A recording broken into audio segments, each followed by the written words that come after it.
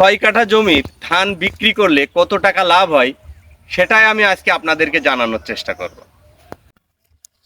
আসসালামু আলাইকুম ভিউয়ার্স, নতুন একটা ভিডিওয়ে আবার আপনাদের সামনে হাজির হলাম। এই যে আমার পিছনে যে জমিটা দেখতে পাচ্ছেন, এই জমিতে যে ধান ক্ষেত দেখতে পাচ্ছেন, এই ধান কিন্তু আমার নিজস্ব ধান। আলহামদুলিল্লাহ ধান মোটামুটি ভালো হয়েছে। আমি 5 থেকে 6 দিন আগে এই ধানটা কাটলে আমি কাটতে পারতাম, কিন্তু কাটতে পারছি না একটা কারণেই, সেটা হলো আমাদের এই অঞ্চলে বর্তমানে শ্রমিকের মূল্য খুবই বেশি, পাশাপাশি শ্রমিকের যে সহজলভ্যতা সেটা কিন্তু একেবারেই পাওয়া যাচ্ছে না। তো আমার এই যে এখানে দেখতে পাচ্ছেন 6 কাঠা জমি, এই 6 কাঠা জমি অর্থাৎ আপনার 12% জমি। এই 6 কাঠা জমিতে জমি কাটতে, এই ধান কাটতে আমার খরচ হবে ধান কাটা এবং বাধা দিয়ে 1800 টাকা। আর আমি যদি ধান কাটা, বাধা এবং বিচেলি বাধা এবং মাড়াই করি, সেক্ষেত্রে আমার খরচ হবে 2500 টাকা।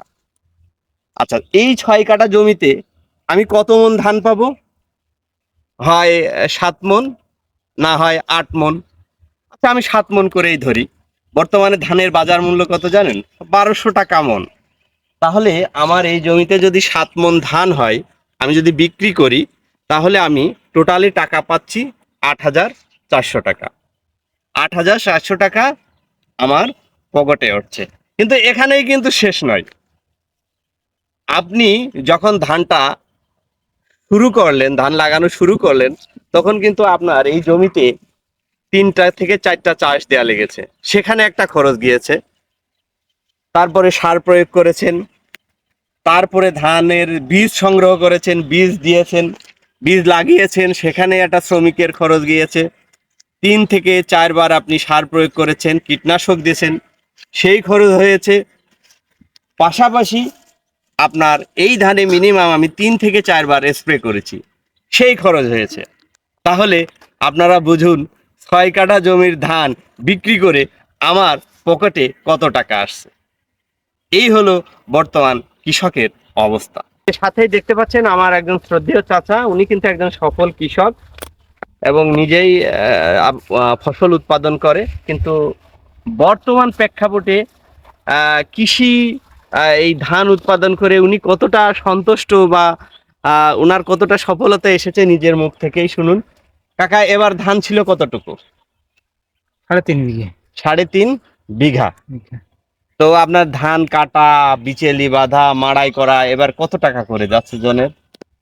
ওর কাছে গেলাম, ওরা চাচ্ছে 10,000 টাকা করে, তাহলে ধান কাটিয়ে নিয়ে যেয়ে মাড়াই করে দিবি 10,000 টাকা।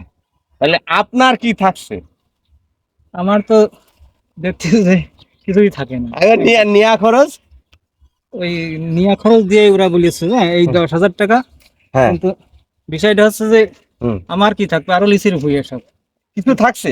লিস নিয়ে পর 16,000 20,000 টাকা করে লিস। দর্শক, তাহলে দেখুন বর্তমানে কৃষকের কি অবস্থা। সার কি ঠিক মতন সার পেয়েছেন? না, সারের সারেরও ওই সংকট ছিল, সার তো ঠিক মতো পাইনি। শিখো ওই বাড়ি কিনতে গেলেই পারে 1800-2000 টাকা ফসফেট, আর ঘরে আনতে গেলে মাঝে মাঝে 1 কেন্দ্রে কিনতেছে, আর ওই যে নেই, এই অবস্থায় কিন্তু চলছে।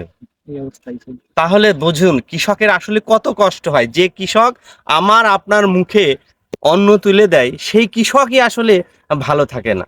1,000 টাকা করে ধান, 1,050 উঠতে 1200, এর বেশি না, হইলে বেচলাম সেদিন 1,030 টাকা কেজি। 1030 টাকা করে।